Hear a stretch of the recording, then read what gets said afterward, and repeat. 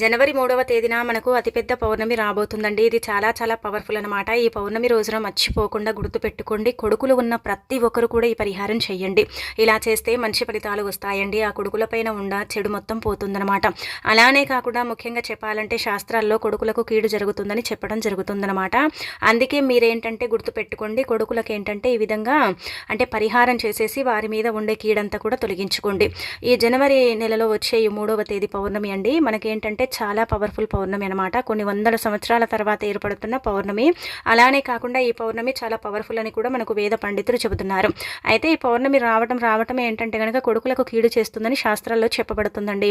అయితే మన పిల్లలకు ఈ విధంగా పౌర్ణమి అమావాస్యలకు దిష్టి తీసుకుంటే వాళ్ళ మీద ఉండే చెడంతా కూడా తొలగిపోయి వాళ్లకు మంచి జరుగుతుంది. మంచి ఫలితాలు కూడా ఉంటాయన్నమాట. మనం ఏంటంటే ప్రతిసారి కూడా చేయాలా అని కొంతమంది ఇలా అనుకుంటూ ఉంటారు కదా. కానీ అలా కాకుండా ఏంటంటే కనుక మీ పిల్లలపై నుంచి చెడు పోవాలన్నా, పిల్లల ఎదుగుదల బాగుండాలన్నా, పిల్లలకి ఇబ్బందులు లేకుండా ఉండాలన్నా సరేనండి, ఈ పౌర్ణమి రోజు మాత్రం కొడుకులు ఉన్న ప్రతి ఒక్కరూ సాయంత్రం 6:45 లోపే పరిహారం చేసేయండి, సరిపోతుందన్నమాట. శనివారంతో పౌర్ణమి రావటం చాలా విశేషం. అలానే కాకుండా ఈ పౌర్ణమి పుష్య పౌర్ణమి కాబట్టి కొడుకులు ఉన్న ప్రతి ఒక్కరు కూడా ఈ పరిహారం చేసుకోవటం వల్ల అయితే అధికంగా రిజల్ట్ ఉంటాయన్నమాట. పౌర్ణమి రోజున మనం దిష్టి తీసేసుకున్నా, అలానే కాకుండా కొన్ని నియమాలను పాటించినా, కొన్ని పరిహారాలు చేసుకున్నా సరేనండి, మనకు మంచి రిజల్ట్ అయితే ఉంటుందన్నమాట.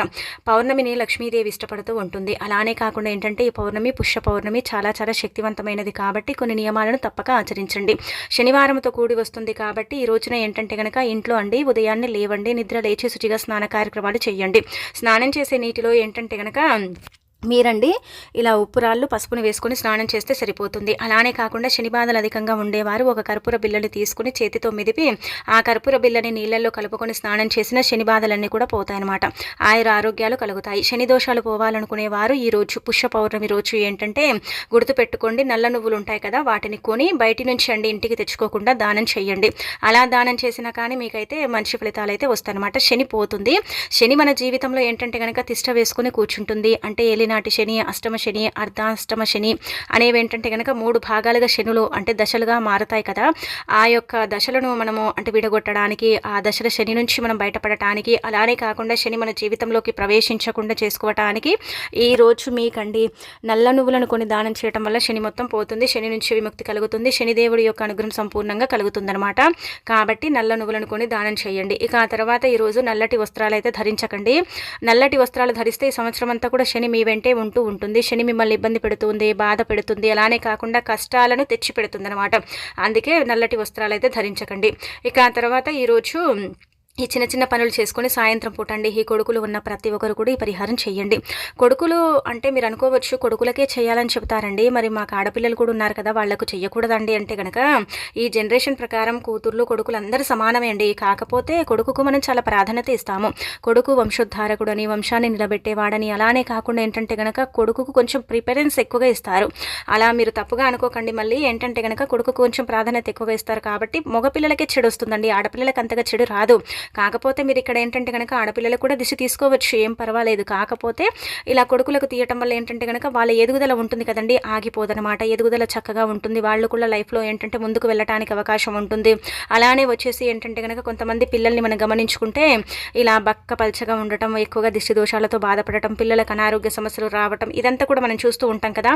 మరి అలా జరగకుండా ఉండాలంటే ఈ పనిని చేసుకోండి. మనకు ఈ 2026 సంవత్సరంలో వచ్చే మొదటి పౌర్ణమి అత్యంత శక్తివంతమైన పౌర్ణమి, చాలా చాలా పవర్ఫుల్ పౌర్ణమి. ఈ పౌర్ణమిని వదులుకోకుండా గనక మనం ఈ పరిహారాలు పాటిస్తే, ఈ పరిహారాలు చేసుకుంటే మన పిల్లలు అంటే దిష్టి దోషాల నుంచి బయటపడ్డట్టే. మ్యాక్సిమం మన పిల్లలు ఇంకా దిష్టి దోషాల నుంచి ఏంటంటే కనుక కను దిష్టి నుంచి ముఖ్యంగా బయటపడినట్టే అండి. ఈ నరదిష్టి కను దిష్టి పోవాలంటే ఈ పనులు ఖచ్చితంగా చేయాలన్నమాట. ఏమి లేదండి, సాయంత్రం మనం ఏంటంటే అన్నం వండుకుంటాం కదా, నిండుకుండా అన్నం అంటాం కదా, వండగానే ఏంటంటే ఎంగిలి చేయకుండా అందులో నుంచి 3 ముద్దలు తీసుకొని, ఒకటి పసుపు, ఒకటి ఎరుపు, ఇంకొకటి వచ్చేసి ఇలానే మీరు తెలుపుగా ఉంచొచ్చండి. ఇలా ఏంటంటే కనుక ఉంచండి. ఒక తెల్ల ముద్ద, ఒక పసుపు ముద్ద, ఒక ఎర్ర ముద్దని 3 ముద్దలు చుట్టండి. అలా 3 ముద్దలు అన్నం చుట్టిన తర్వాత ఒక కోడిగుడ్డుని తీసుకొని ఇదంతా కూడా పళ్ళెంలో పెట్టుకోండి. లేదంటే డైరెక్ట్గా ఇదంతా కూడా కవర్లో వేసుకోవాలి, కానీ కోడిగుడ్డు పగలకూడదు. ఇక్కడ ఇది మాత్రమే చేసుకోండి. దీనివల్ల దిష్టి పోతుంది, పిల్లల ఎదుగుదల బాగుంటుంది, ఇబ్బందులు అనేవి ఉండవు. అలానే కాకుండా ఏంటంటే కనుక పిల్లలకు మంచి జరుగుతుంది, మంచి ఫలితాలను కూడా మనం చూడటానికి అవకాశం ఉంటుందండి. అందుకే ఈ విధంగా ఇదంతా కూడా కవర్లో వేసేసి చక్కగా పిల్లల్ని నించోబెట్టండి. మీ ఇంట్లో చేసుకోవచ్చు, బయట కూడా చేయొచ్చు. ఒకరున్నా చేయండి, ఇద్దరున్నా చేయండి, పుట్టిన 3 నెలల పిల్లల నుంచి మొదలుకొని 50 ఏళ్ల లోపు కూడా చేయొచ్చండి. ఇందులో ఎలాంటి అంటే ఇంకా తేడాలు అయితే ఉండవన్నమాట. వీళ్ళకే చేయాలి, వాళ్ళకే చేయాలి, ఇంత ఏజ్లో ఉండే పిల్లలకే చేయాలని ఏమీ లేదు. ఎంత ఏజ్లో ఉండే వాళ్ళకైనా సరే చేయొచ్చు. ఎదుగుదల సరిగ్గా లేదు, దిష్టి దోషాలతో బాధపడుతున్నారు, ఇబ్బంది చాలా ఉంది, మేము ఏది తీసుకున్నా కానీ మాకు కలిసి రావట్లేదు, మా పిల్లలు ఇప్పుడే లైఫ్లో ఎదుగుతున్నారండి, అయినా కానీ ఎదగకుండా కొంతమంది చేస్తున్నారండి, ఈ దిష్టితోనే మా పిల్లలు ఏంటంటే కనుక సఫర్ అవుతున్నారండి అనుకుంటారు కదా, అలాంటి వాళ్ళు కూడా ఈ పరిహారం చేయొచ్చు. అన్నంలో కుంకుమ కలిపినప్పుడు అది చాలా పవిత్రంగా మారుతుందండి. అంటే అది ఒక తాంత్రిక పరిహారంలో ఒక భాగంగా మారిపోతుందన్నమాట. చెడుని తీసేసుకునే శక్తి అనేది దీనికి ఉంటుందన్నమాట. ఇలా పసుపు కూడా ఏంటంటే కనుక మనకు శుభాన్ని సూచిస్తుంది. అన్నంలో ముద్దలాగా చుడతాం కాబట్టి ఆ పసుపు మన మీద ఉండే నెగిటివిటీని దూరం చేస్తుందన్నమాట. తెలుపు ముద్ద గురించి మనందరికీ తెలిసిందే కదా, ఆ తెలుపు కూడా మనకు మంచి చేస్తుంది. కోడిగుడ్డు ఏంటంటే కనుక చాలా అద్భుతమైన ఫలితాలను తెచ్చిపెట్టి వాళ్ళలో యాక్టివ్నెస్, అలానే కాకుండా వాళ్ళు లైఫ్లో ముందుకు వెళ్ళేలాగా చేయడానికి ఉపయోగపడుతుందన్నమాట. ఇలా ఈ 3 ముద్దలు అన్నం తీసుకొని కోడిగుడ్డును కవర్లో వేసేసి చక్కగా తల చుట్టూగా తిప్పండి. అంతే 21 సార్లు తిప్పి దాన్ని పగలగొట్టకుండా తీసుకెళ్ళి బయట పెట్టేసి వచ్చి ఆ పిల్లలకు కాళ్ళు చేతులు శుభ్రం చేసేస్తే సరిపోతుంది. మంచి ఫలితాన్ని అయితే మీరే మీ కళ్ళతో చూసి ఆశ్చర్యపోతారు. కాబట్టి ఇది తప్పక ఆచరించుకోండి. ఆ తర్వాత ఈ పౌర్ణమి రోజున ఏంటంటే కనుక లక్ష్మీదేవికి ఎంతో ఇష్టమైన యాలకుల పరిహారం అనేది చేయండి. ఈ రోజు మనకు శనివారంతో పౌర్ణమి వచ్చింది కదా, అయితే యాలకుల పరిహారం చేసుకుంటే ఏదో ఒక రూపంలో ధనం మీ దగ్గరికి చేరుతుంది. ధన సమస్య ఏదైతే ఉంటుందో అది పోవటానికి కూడా అవకాశం ఉంటుంది. డబ్బు లేక నరకం చూస్తూ ఉంటారు కదండి కొంతమంది, ధనం రావాలనుకుంటూ ఉంటారు కదా, అలాంటి వాళ్ళకి ఏంటంటే కనుక ధనం రావడానికి, ఐశ్వర్యం కలగటానికి, అన్ని విధాలుగా కూడా బాగా కలిసి రావటానికి, ఇబ్బందులు అనేవి లేకుండా ఉండటానికి ఇప్పుడు చెప్పే ఈ పరిహారం అనేది పనిచేస్తుందన్నమాట. చాలా చక్కగా ఉపయోగపడుతుంది. ఇప్పుడనే కాదు, మీరు ఏ పౌర్ణమికైనా సరే యాలకుల పరిహారం అనేది ఖచ్చితంగా ఆచరించండి. యాలకుల పరిహారం అత్యంత శక్తివంతమైనదనమాట. లక్ష్మీదేవితో పాటు వెంకటేశ్వర స్వామి కూడా చాలా ఇష్టమైన పరిహారం అని చెప్పొచ్చు. లక్ష్మీదేవి రూపంగా యాలకులను భావిస్తారు. సుగంధ ద్రవ్యాల్లో ఒకటిగా భావించుకోవడం జరుగుతుంది యాలకులు. కాబట్టి యాలకులతో మనం ఏది చేసుకున్నా కానీ మనకు బాగానే కలిసి వస్తుందన్నమాట. ఇంకా ఇందులో ఎలాంటి సందేహాలు, ఇబ్బందులు, బాధలు ఏమి ఉండవన్నమాట అండి. ఈజీగా ఏంటంటే కనుక యాలకులు తీసేసుకుని పరిహారం చేయొచ్చు. పౌర్ణమి రోజు యాలకులను పూజిస్తే మనకేంటంటే మంచి ఫలితాలు ఉంటాయండి, మంచి రిజల్ట్ మనం పొందొచ్చు అనమాట.